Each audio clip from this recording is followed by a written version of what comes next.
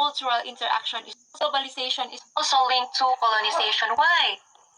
Isn't it that when we are colonized by the Americans and the Spaniards, they introduced to us their cultures? And according to Vilashini Kupan, cultural interaction is also a globalization. What's up guys? Welcome back to my channel. So now I will be talking about the definition of globalization, one of the chapters of the subject, the contemporary world. And I will also be talking about some of the interesting topics under this subject such as economic globalization, global migration, global divides, global cities, and a lot more. So if you want to be with me throughout your semester, just click the subscribe button down below and hit the notification bell in order for you to be updated for my next video. Before I introduce you some of the definition of globalization, let me ask you first some of the questions that might help you derive your own definition. Ito yung mga tinatanong ko sa mga students ko before, and I think it helped them. Nakatulong ito para mas maintindihan nila kung ano ang definition ng globalization. Okay, so let me start. Na-try mo na bang umupo sa loob ng Starbucks? O sa Jollibee? O sa McDo? Anong nararamdaman mo? Nanood ka na ba ng Korean drama? Paano mo nalaman na ang United States ay may 50 states? Bakit naglalakbay ang mga tao? Naranasan mo na bang sumakay ng aeroplano? Marami pa, pero alam ko na may ideya ka na. Ngayon, magsisimula na tayo, pero ano ba ang dapat mong matutunan pagkatapos ng video na ito?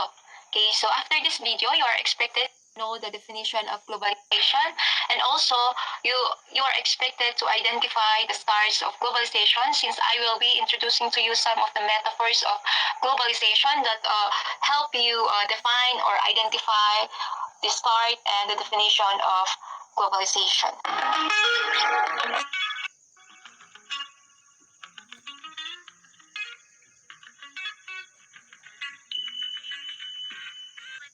So first, the two classification of definition. So we have here the broad and inclusive definition and the narrow and exclusive definition. So what is broad and inclusive definition? So these definitions are considered as a general definition because they does not agree on a certain ideology, while narrow and exclusive definition, these are considered as the personal definition of an individual that does not based on a book or a context. And then they define the word basing on their own experience or on how they perceive it. Mamaya magbibigay ako ng sample at kayo na ang mag-a-identify. So now magtatanong ako. So what? Globalization. Pwede nyo bang isulat dyan sa comment section ang inyong sagot? Or isulat nyo sa, kung may hawak kayong papel, magsulat kayo ng at least two words na definition ng globalization para pagkatapos nito, titignan natin kung tama ang iyong sagot or tama ang iyong ideya. Okay, so let's start. Okay, so ang dami kong na-lista or ang dami kong nabasang definition ng globalization, pero ibibigay ko sa inyo ay tatlo para kayo naman magbigay ng iba. Okay, so the first one is the definition of Thomas Larson. So he said that globalization is the process of world shrinkage, getting shorter, things moving closer.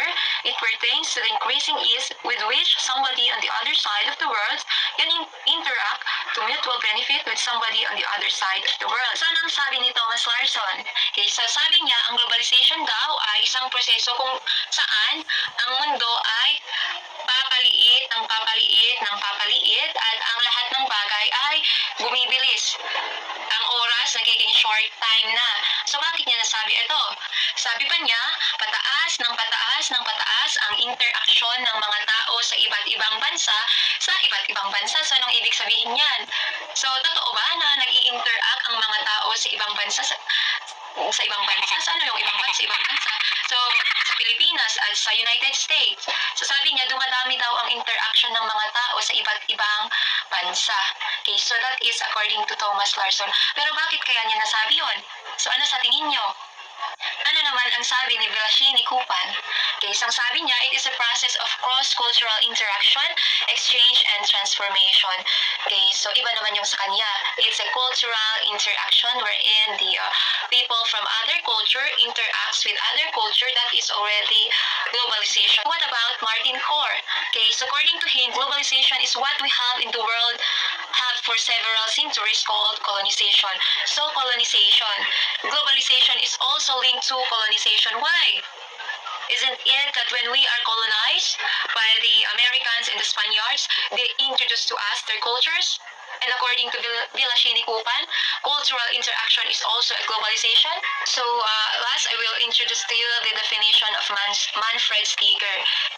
He said that globalization refers to the expansion and intensification of social relations and consciousness across world time and world space. Sa apat na yan, can you identify na two classification of definition? The broad and inclusive definition and the narrow and exclusive definition. So nakikita nyo ba ang dalawang yan sa apat na definition na ibigay ko? Okay, so I will give you 1 second to write down on the comment section. Okay, so tapos na? Alright, so saan dyan ang broad and inclusive? So, yung huli, bakit yung huli? Kasi naka-generalize siya. So, kay Manfred Steger. Kung mapapansin ninyo, kay Manfred Steger, wala siyang natatama ang ibang ideology. Hindi siya naging political scientist, hindi siya naging cultural scientist at information and technology scientist.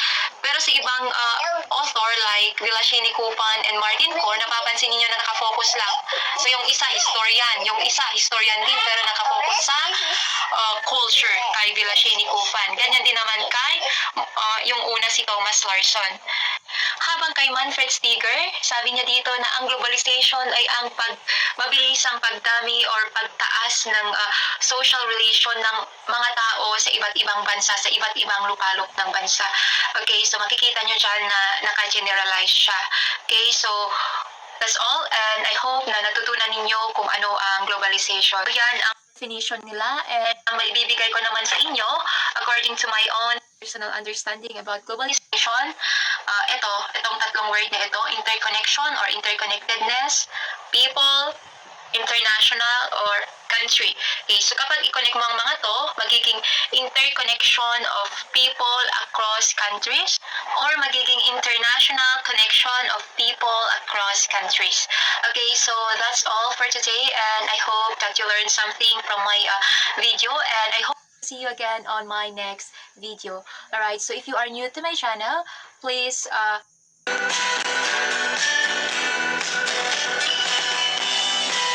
last time we talked about globalization or the definition of globalization, and now I will be introducing to you some of the metaphors that might help you understand further what is globalization. What is a metaphor? Metaphor is the figure of speech that symbolizes something. So I will be giving you some of the symbolism that can help you identify the start of globalization and also might help you to define what is globalization. Okay, so sa unang video ko, tinuro ko sa inyo or nagbigay ako ng mga definition ng mga different authors about globalization and then I also gave you my personal definition. So ngayon naman sa metaphor naman tayo. According to most of the authors in the book entitled The Contemporary World, they introduced or included the three symbolism of globalization. We have here the solid, the liquid, and the flow. So bakit kaya nila ginamit ang tatlong ito? So sa tingin nyo, ano kaya ang ibig sabihin or ano kaya ang symbolism or characteristics ng mga ito? So may ideya ka ba kung bakit ito ang ginamit ng mga authors natin? Okay, so kung meron, mas maganda. Pero kung wala, okay lang. Kasi sa video na ito, ituturo ko kung bakit. Alright, so let's start. Solid are hard objects with hard surface. They can easily move and are considered as barriers because of their nature. Some of the abstract example is the Great Wall of China, which protects the people from the barbaric and also prevents Chinese from going out of China.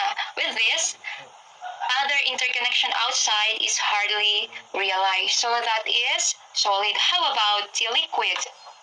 So liquids can flow and can follow the shape of a container in just few seconds. It also has a tendency to flow. They can reach places once the barrier is removed. So the ice is solid, but if it melts, it becomes liquid. And how about the flow? Flow is the movement of liquid. Flow can be attained when liquid is released from a container. And if liquid starts to flow, then it will reach several places, like the rivers that can connect a place to another place. Basing on the characteristics of the symbolism that I mentioned earlier, ano ba ang natutunan nyo or meron ba kayong natutunan doon kung bakit yan ang nagamit? Okay, so ang solid, sinisimbolize niya yung traditional community, yung walang lumalabas or yung nandoon lang sa isang country yung mga tao at sila yung nag-exchange or nagbabarter ng kanilang products and services. So that is solid kasi 'di ba kapag ang solid, hindi yan talaga nagmo-move, hindi yan movable. So sa example ko kanina sa solid, in-example ko yung Great Wall of China. So bakit bakit yan ang ginamit kong example? Dahil ang Great Wall of China, naging barriers yan sa mga tao doon. So ang nangyari, hindi na makalabas yung mga tao sa China at hindi sila makapasok ng ibang tao. So the exchange of information is within that country alone. So yan ang solid. Pagkatapos naman ng solid, sa liquid naman tayo. So makikita mo ang liquid kapag nasira na yung Great Wall of China. Nasira na yung solid na barrier. So anong mangyayari kapag nasira na or wala ng barrier? Siyempre, pwede nang lumabas yung mga tao at yung mga tao naman sa ibang bansa pwedeng pumasok sa China. Okay, and that will start the globalization itself. And pag flow na kapag dumadami na, nai-intensify na yung process ng pagpasok at paglabas at nakikipag-communicate na sa ibang bansa yung mga tao sa China. So that is the example and that is globalization. So the moment na nakipag-communicate or nakipag-interact na yung mga tao sa China sa ibang bansa, matatawag na natin yan na globalization kasi nga sabi natin sa una na globalization is an interaction of two or more people or interaction of people across countries. Okay, so that's all for today's video and I hope that you learned something, and if you have any question you want to clarify, please don't hesitate to comment it down on the